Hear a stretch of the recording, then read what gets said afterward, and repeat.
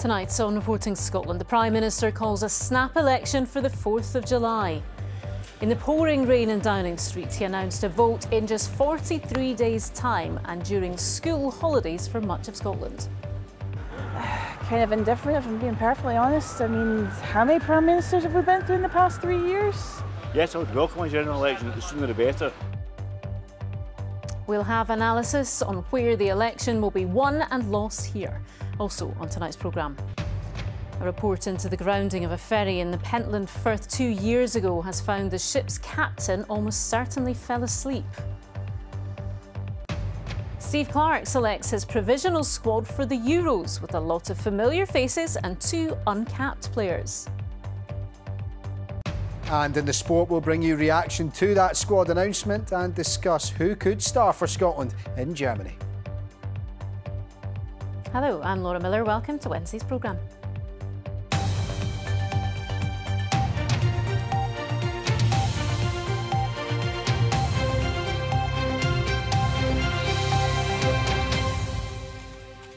We are going to the polls this summer. After months of speculation, the Prime Minister Rishi Sunak has announced there will be a general election on Thursday, the 4th of July. That is 43 days away, and for us, right at the start of the school holidays for many. We'll hear your thoughts on that in a moment, but first, our political correspondent Kirsten Campbell reports on the day's events.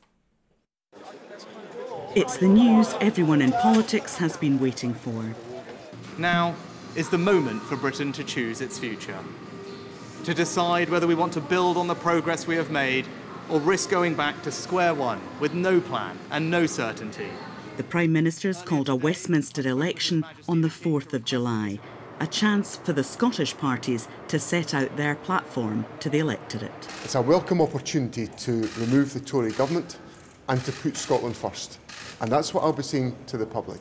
But I also have to say that I think this is perhaps the latest act of disrespect from a Conservative government to call an election during the Scottish summer school holidays. This election's about choosing the next Westminster government. It won't make a difference to what the Scottish government decides to do about devolved issues like NHS waiting lists. But the spending decisions made by whoever wins could have an impact here. The Scottish Conservatives are going to take the fight to the SNP at this election. In key seats up and down the country, there's an opportunity to end their obsession with independence by uniting behind the Scottish Conservatives. In truth, politicians have been in campaign mode for months. This is a huge opportunity for us and one that we cannot afford to miss.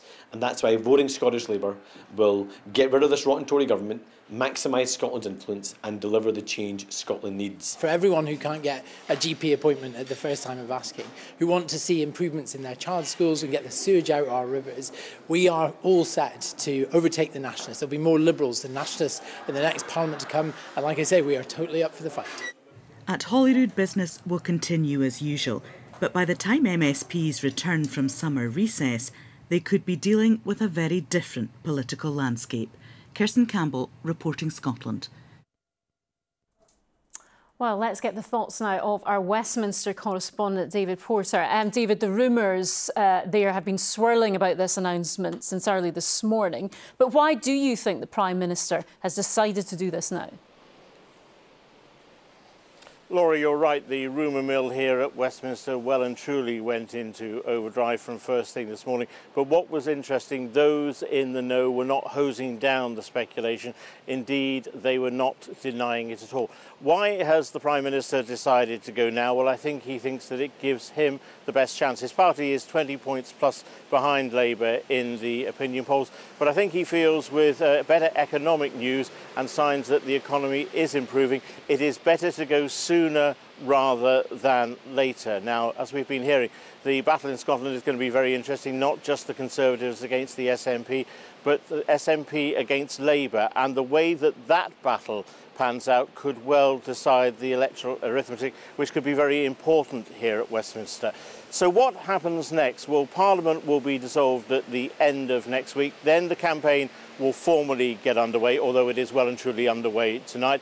The general election will be on Thursday, July the 4th. We will then, the following week, have Parliament meeting to elect a new Speaker, and we will get the state opening of Parliament on the 17th of July. It's going to be a busy few weeks. Indeed it will. Thank you, David, at Westminster. Well, we have heard from the politicians, but what do voters across the country feel about going to the polls this summer? We've been finding out. Kind of indifferent, if I'm being perfectly honest. I mean, how many Prime Ministers have we been through in the past 3 years? I suppose we're all a bit fed up with it. There's been a lot of changes in leaderships both at Westminster and at Holyrood. So I guess it is time to give the voters a say. I've only just literally found out, so yeah, I'll be researching my information before I vote this time. I've voted the same way all my life, and I'll continue to vote that way. I've no confidence in any of them. I would welcome a general election, the sooner the better. They're talking about the 4th of July, which is in the school holidays in Scotland. Do you think that'll make any difference in terms of voters coming out to vote? Well, there's definitely been thought put behind that for sure. You know, that date hasn't been pulled out of nowhere for a reason. I'll leave it at that. I don't think the school holidays make much of a difference. Well, it is what it is, really, isn't it? It has to be a date, so why not that date? I'm not that interested into politics, unfortunately, but, you know, maybe this is my sign I should read up about it. Just everybody says things, they promise you the world and they do nothing. I'm new in the country and I don't know how long or what time do they mostly do the general elections, but it's good to have a say for the people. So the starting gun has been fired on campaigning for all the political parties. Our political correspondent David Wallace-Lockhart is in Rutherglen tonight, where we had the most recent Westminster battle in Scotland. David, where is this general election going to be won or lost here?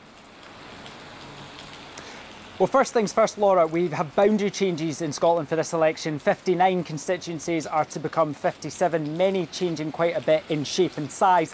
And there'll be many battlegrounds. In the northeast of Scotland, it will largely be the SNP v the Conservatives. There will be areas where the SNP are taking on the Lib Dems mainly. But across the central belt of Scotland, largely it will be Labour versus the SNP. So that's why I'm here in Rutherglen and Hamilton West today, because it was just last year that there was a by-election here which saw a big swing from the SNP to Labour, and Labour will be looking to recreate that kind of result across the central belt in this election in some of their former heartlands. John Swinney will be hoping that under his leadership he can stem any sort of losses for the SNP. But what happens in a seat like this doesn't just matter for the SNP or Scottish Labour, it doesn't just matter for the Scottish results, it matters for the UK picture as a whole, because the better showing that Scottish Labour has in this general election, the more chance Sir Keir Starmer has of making it to Downing Street as Prime Minister. So Rishi Sunak will be hoping that Scottish Labour does not have a good result in seats like this. Busy few weeks ahead. Thank you very much, David. OK, let's turn our attention to other news now, and another big announcement which also relates to events this summer. This time it came from the Scotland head coach Steve Clarke, who has named his provisional squad for the Euros in Germany. You can see them all here, some familiar faces, but there are two players who could be making their debut for Scotland. Liverpool's 18-year-old Ben Doak has made the cut, along with Bristol City's and former Rangers and Aberdeen defender Ross McCrory. Celtic winger James Forrest has also made the squad. He last appeared for Scotland back in 2021. So the countdown is officially on. It is now 23 days until that opening game against the host nation. Our sports news correspondent Chris McLaughlin has been gauging reaction to the squad and speaking to the man in charge. They're the men who gave Scotland memories to savour during qualifying. The players who shocked Norway in Oslo, saw off Georgia in the rain before putting two past Spain. A group who allowed a nation to believe once more. So with less than a month to go, who will be on the plane to Germany? Today, the thoughts of the man making the call.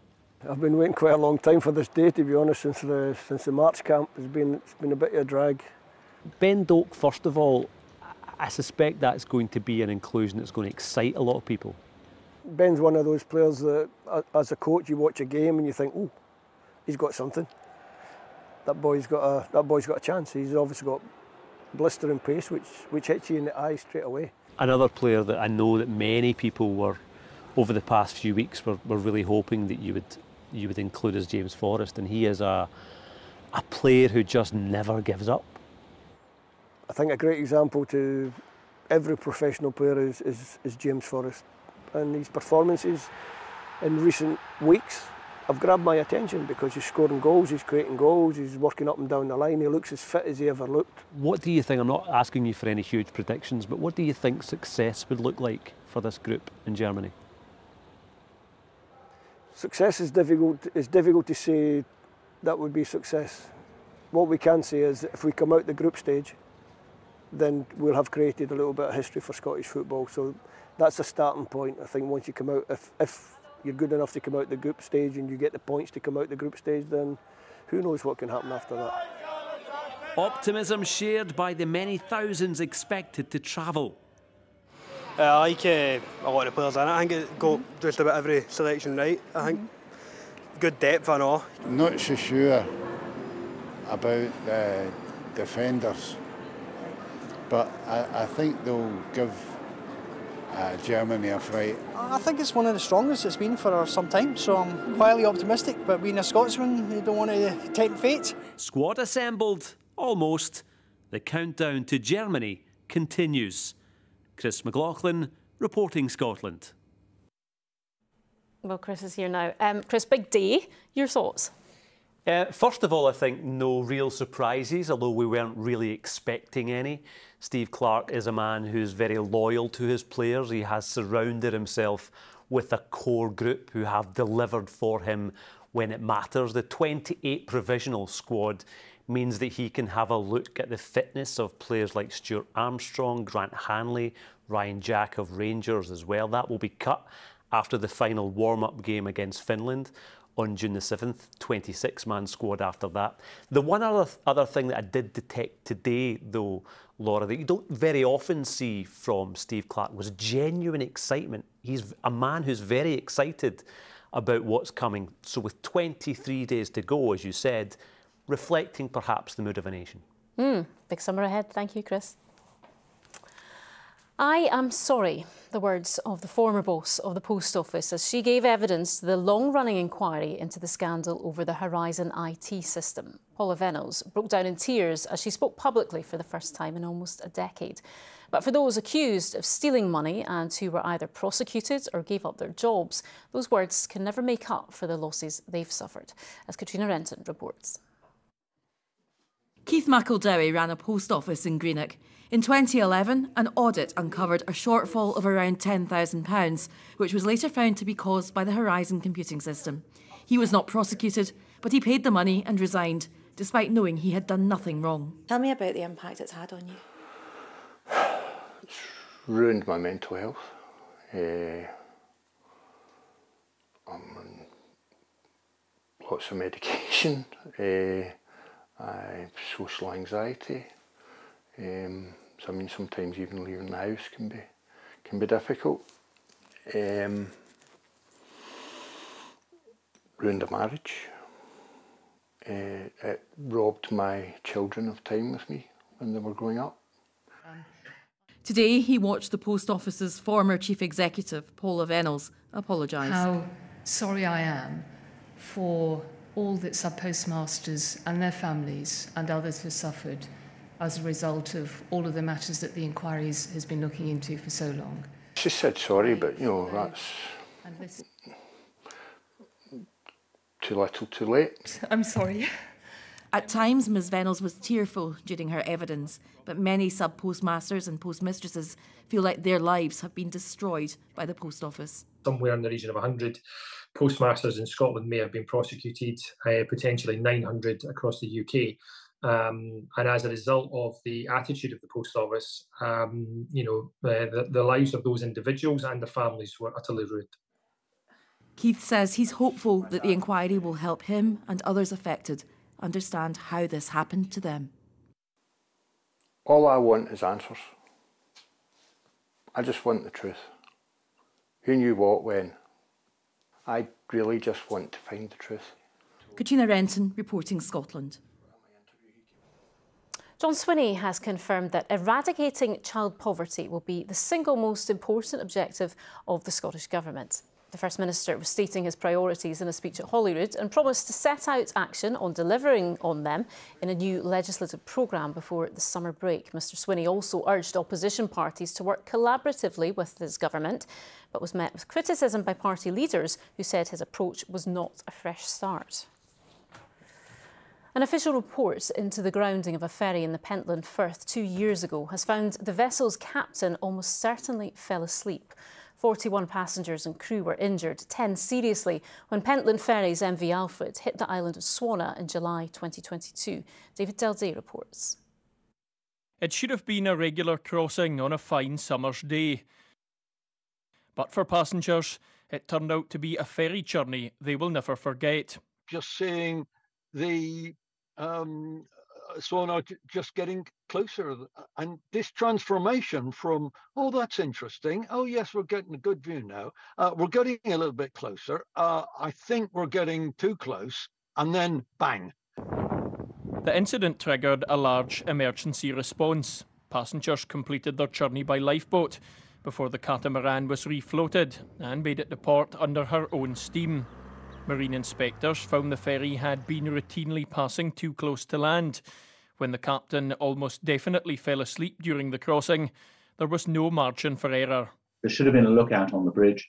If there'd been one, they might have noticed that the master had lost focus on what was going on and intervened and prevented the grounding. The MEIB found a lack of assurance the crew were following proper procedures, but says it's been encouraged by Pentland Ferries' response. In a statement, Pentland Ferries Managing Director Helen Inkster said they will never be complacent and they are satisfied that all the actions that could have been taken to ensure passenger safety have already been implemented. Another passenger that we spoke to today said that the accident had been extremely traumatising for her and her family. She said that her 5-year-old son mentions it every time that he sees a lifeboat, but she hoped that everybody can now move on, that the investigation is complete. David Daly, reporting Scotland, Orkney. The family of a Glasgow-based asylum seeker and torture victim say they fear for his health and his future after he was detained under the Rwanda scheme. The UK government has recently started detaining asylum seekers that they claim are eligible to be deported to Rwanda in a couple of months' time. Here's our correspondent, Georgia Roberts. Assam Al-Janadi came to the UK from a government-controlled area of Syria in 2022, fearing for his safety. He found a safe haven here in Glasgow with brothers Orkla and Mohammed, who are UK citizens. Assam had previously been held by the Syrian government. Family members were killed in front of him. But right now, all the brothers have are images of him on a phone. They say his detention by the Home Office has brought old fears back. My brother was attending a normal Home Office appointment. That day they told him the internet isn't working.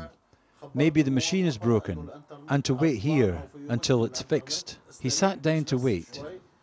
After 5 minutes, 8 police officers came and took his phone.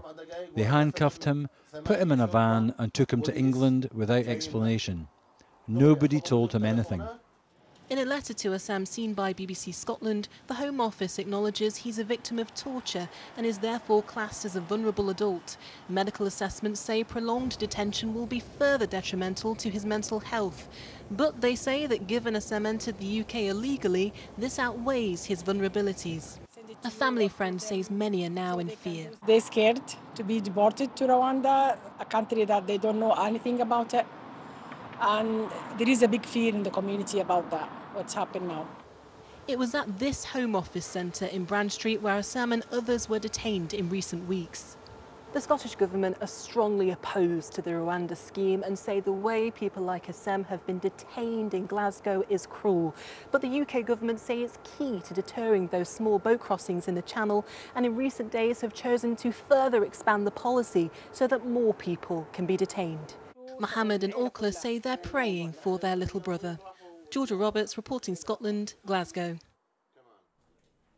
David Wilkie, the Olympic champion who's regarded as Scotland's greatest ever swimmer, has died from cancer at the age of 70. His family has paid tribute to the sporting star who stunned the world at the Olympics in Montreal in 1976. Sarah McMullen looks back at his life and legacy. And it's Wilkie! This was the moment David Wilkie became a Scottish sporting legend. An Olympic gold in Montreal 1976 where he set a new world record, one of 5 throughout his career. He won his first competitive medal at the Commonwealth Games in 1970. A silver Olympic medal in 1972 followed, and after years of intensive training, finally that gold in Montreal. A month after this, he retired from competitive swimming at the age of just 22. This is where it began for me, the Commonwealth Pool in Edinburgh.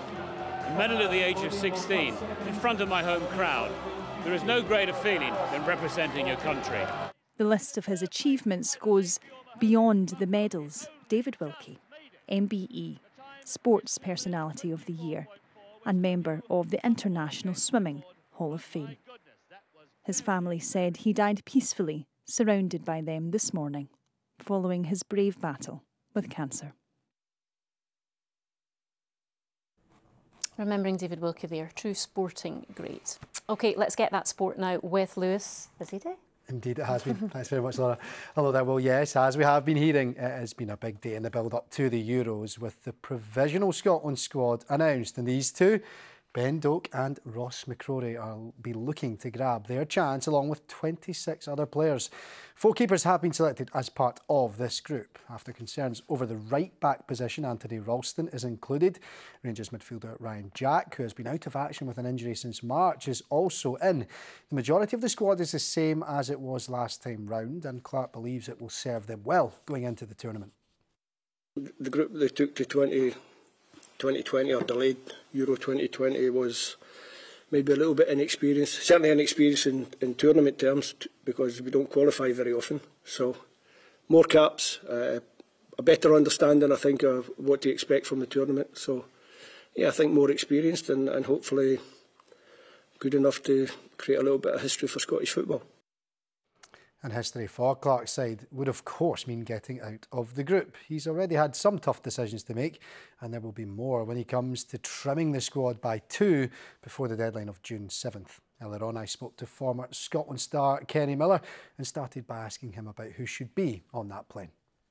The big thing turns to who's actually going to be cut. You know, I think everybody that's in the squad has probably earned their selection. It's going to be up to Steve Clarke now to decide who doesn't make the final 26. James Forrest probably wouldn't have been in it had it not been extended to 26 players, but I think his form at the end of the season, he can bring something different. Like Ben Doak, I think if we ever were chasing a game of football towards the end of a Hungary game or a Switzerland game where we needed to maybe throw a little bit something different, I think James brings that as well. The fact that he can play, he is a natural winger and he's a natural ball carrier, dribbler, and he can go put people on the back foot. So I think his experience, his goal threat and the qualities that he's got is a real positive also in the squad selection. When you see the squad, there's probably too many defenders, so I think it'll be a goalkeeper that would probably get cut and a centre back. And I just want to touch on the 2 uncapped players that are in the squad. You've touched on Doak already, but Ross McCrory in there as well. What do you think that the 2 of them have done to earn their spot in here? Obviously Ross McCrory perhaps positionally given the issues at right back getting that call, but do you think they've both earned their corn to be there? You know, I mean, you pretty much answered it there, Lewis. You know, the fact that we're missing our first 2 choice wing backs or right backs, it's left a spot open, and you know that you've got Anthony Ralston who's in the squad, and this is the nature of football. It throws up opportunities for people, and this is a huge opportunity, whether it be for Anthony or whether it be for Ross, to take this spot, because it'll be interesting to see these 2 friendlies how Steve actually deploys them. You know, the fact is Ross has not got a cap, you know, so I'm sure he'll need to have a look at him over these 2 friendlies to see how he fits into the team, how he handles being an international player, because it's a big old step up, you know, because we're not just talking about international football now for the step up, you're talking about international final tournament, major tournament, you're going to be kind of entering into in a few weeks. Now ahead of the Women's Scottish Cup final this weekend, Rangers boss Jo Potter has urged her side to relish the chance to become history makers. They'll take on Hearts at Hampden on Sunday as they look to win the trophy for the first time. You've got to remember that you are making history, and to be the first ones to do it, it means a lot. Everybody always refers back to it, so you always want to be the first. You always want to create history, you always want to make history, and nobody can take that away from you. And I think that's a special feeling, you know, when people refer back to the first time that happens, you'll always be the one to pave the way and set the tone. And that's exactly what we want to do. Finally, some news from Kilmarnock as Derek McInnes has signed a contract extension. He led the side to 4th in the league and European football this season. His new deal will tie him to the club until 2027. And Laura, before I go as well, plenty more reaction. We can't keep getting enough of it, can we? To that squad announcement can be found on the Scottish Football Podcast on BBC Sounds. Indeed, the countdown's well and truly on, isn't it? Thanks, Lewis. Thank you. OK, now let's get the weather with Judith. Good evening. The Bassrock there behind me shrouded in rain, and we haven't seen much of that for a time, but it's all down to this area of low pressure that's just going to park itself across Scotland, bringing a really wet spell of weather till eventually it just dies a death and high pressure actually moves in for Saturday. So as far as tonight's concerned, there are a couple of yellow warnings in force. The first one for the west and up towards the northwest. Yellow heavy rain warning valid until 10 a.m. tomorrow, and a further really countrywide warning valid until 6 p.m. tomorrow evening. That rain likely to cause flooding, localised flooding and surface water and spray on the roads, making for difficult driving conditions. So a wet evening and a wet night as well. As we head through the overnight period, the rain does gradually ease. The wettest weather becoming confined to the west coast and the southwest in particular. Quite a strong northerly wind for the west coast and breezy elsewhere. Lows generally of around about the 10 Celsius mark. Into tomorrow, it's a rather dreich start to the day. It'll be cloudy, there'll be outbreaks of rain, but the rain does start to ease as we head through the course of the day for most of us. The heaviest rain clears away from Shetland. It will be rather dreich, misty and murky here. And for Orkneys, some heavy rain for the North Highlands. The Western Isles actually escaping most of the rain, and we should see something brighter here, and the strong winds ease from the west coast as well. But look at the temperatures, 24 Celsius yesterday across the North Highlands. Tomorrow we're looking at around 11 or 12. Some heavy bursts for northern parts of Aberdeenshire, drier through parts of the Central Highlands. Then we pick up on some heavier rain through the Central Belt and across the south. Now into tomorrow evening, the rain starts to ease, but we're left with fairly cloudy, damp conditions, and that's how Friday starts. A cloudy, damp start, but it does turn drier. We should see that cloud starting to thin and break, but once it starts to thin and break, we could see some showers pushing into the southeast of the country. The winds will be lighter, and we start to pull in warmer air as well, with highs of around 17 Celsius. That's your forecast. Now, a reminder of tonight's main news again. After months of speculation, the Prime Minister Rishi Sunak has announced there will be a general election on Thursday, the 4th of July. And that is Reporting Scotland. The late news will be on at the slightly later time tonight of 10:45. And don't forget, there's full coverage of that announcement over on the 9 on the BBC Scotland channel. In the meantime, from all of us here, good night.